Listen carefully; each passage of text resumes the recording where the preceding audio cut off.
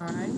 So if you want to do that settings for signature, all we need to do is to come and Yeah. click on the settings.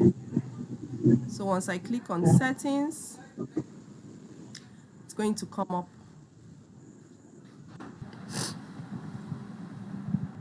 Okay, can we all see my screen? It's coming up. So I'm going to scroll. Once you open your settings, I'm going to scroll down.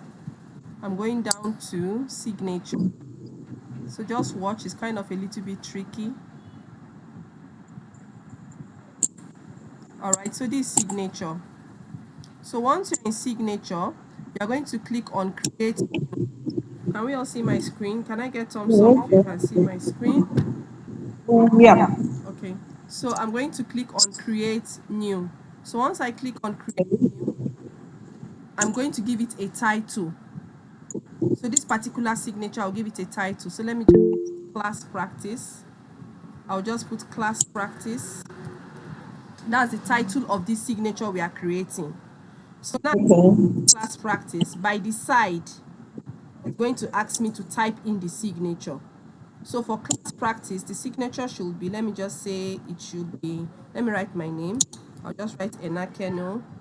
I'll enter and I'll put maybe admin, and I'll enter, I'll put my phone number.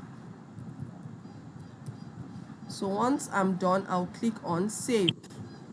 And then there are some settings I can say for every new email use, because I've already created one as official. So I'm going to select, do I want to be using class practice or I want to use official?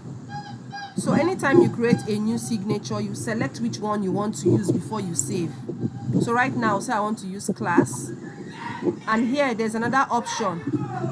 Whenever I'm replying a Okay. message, should there be a signature? I'll say yes. I want the signature should appear on reply. I'll say yes. Then I'll now go down and save. So I'll go down and save. So once I click on compose, can you see that it has changed?